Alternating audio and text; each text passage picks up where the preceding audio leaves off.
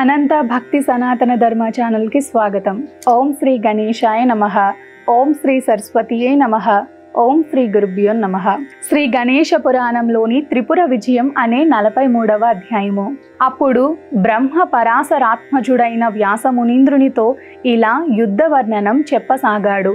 త్రిపురుడు నేరుగా శంకరునితో తలపడ్డాడు. ప్రచండునితో షణ్ముఖుడు పోరసాగాడు. చండుని శివవాహనమైన నంది స్వరుడిని ఎదుర్కొన్నాడు. పుష్పదంతుడు భీమనాయకునితోనూ, భృశంసుడు కాలకూటనితోనూ, వీరభద్రునితో వజ్రదంష్ట్రుడు ఇంద్రుడితో దైత్యమాత్యునితోనూ, జయంతుడు దైత్య కుమారునితోనూ, సకల అస్త్రాలను ఎరిగి ఉన్న బృహస్పతి శుక్రాచార్యునితోనూ ఇలా అనేక మంది దేవతాగణాలు రాక్షసులతో ద్వంద్వ యుద్ధానికి తలపడ్డారు. రధికులు రధికులతోనూ, గజారోహకులు గజారోహకులతోనూ, అశ్వికులు అశ్వారోహకులతోనూ, పదాతులు పదాతి దళములతోనూ ఘోరంగా ఆ రణరంగంలో తలపడ్డారు. కొందరు అస్త్రశస్త్రాలను విడిచిపెట్టి మల్ల యుద్ధానికి దిగారు. ప్రచండుని 9 బాణాలను దేవసేనాపతి అయిన కుమారస్వామి మార్గమధ్యంలోనే త్రుంచివేశాడు. అప్పుడు కుమారుడు తన 5 వాడిసారాలలో ప్రచండుణ్ణి మూర్ఛిల్లు చెయ్యగా నేల కొరిగాడు. భీమకాయుని బాణాలను పుష్పదంతుడు త్రుంచివేసి అతనిని తిరిగి తన 3 వాడి బాణాలతో నేల కూల్చాడు. అలాగే భృతమణి చేతిలో కాలకూటుడు పడగొట్టబడ్డాడు. వీరభద్రుడు వజ్రదంష్ట్రుడు పరస్పరం బాణాలను ఒకరిపై ఒకరు కురిపించుకున్నారు.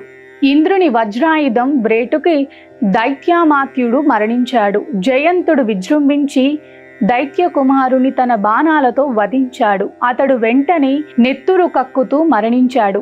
ఇలా అనేక విధాలుగా రాక్షస సైన్యమంతా వధింపబడటం చూసిన ఆసురరాజు క్రోధోద్రిక్తుడై నేరుగా శంకరునితో యుద్ధం చెయ్య మొదలుపెట్టాడు. ముందుగా శాస్త్రాలతోనూ ఆ తరువాత అస్త్రాలతోనూ ఆ ఉభయులు భీకరమైన యుద్ధం ఆరంభించారు. శివునిపై ఆ అసురుడు వారణాస్త్రం ప్రయోగించి వర్షవృష్టిని కురిపించాడు. తన దేవత సైన్యమంతా అలా వర్షంతో పీడింపబడటం గమనించిన శంకరుడు వెంటనే వాయవ్యస్త్రాన్ని ప్రయోగించి ఆ మేఘాలను చెల్లా చెదురు చేసేశాడు. ఆ జుంజా మారుతానికి తెగిపడ్డ వీరుల శిరస్సులు అన్ని వైపులా ఎగురుకట్టబడ్డాయి.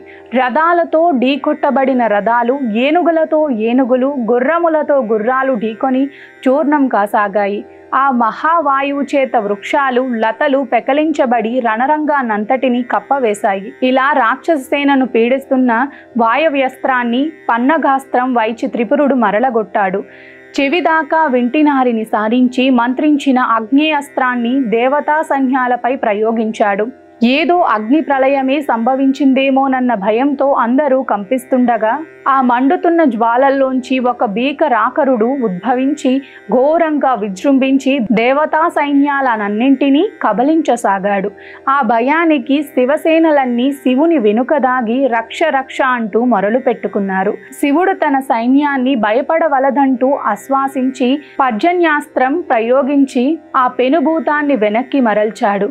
ఒక బాణంతో ఆ ఘోర పురుషుని పడవేయగా అతడు వెంటనే లేచి శివుని సైనికులను ఆరగించసాగాడు.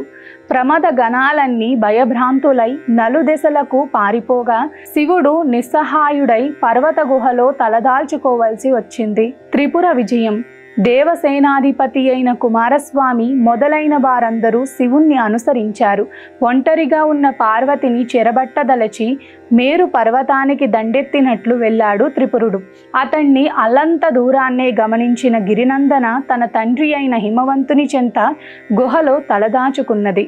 అప్పుడామెను ఎలాగైనా పట్టుకోవాలని తీవ్రంగా యత్నించి విఫలుడై అంతటా ఆ పార్వతిని అన్వేషిస్తూ వస్తున్న త్రిపురునికి మార్గమధ్యంలో కోటి సూర్య ప్రకాశమానమై అన్ని అలంకారాలతోనూ శోభిస్తున్న చింతామణి గణేశ విగ్రహాన్ని చూడటం జరిగింది. ఆ విగ్రహాన్ని సంగ్రహించి తన స్వస్థానానికి చేరుకున్నాడు.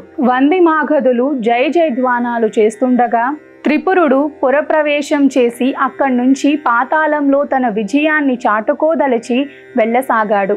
ఇంతలో అకస్మాత్తుగా అతని చేతిలోని వైనాయక మూర్తి అంతర్ధానమైంది.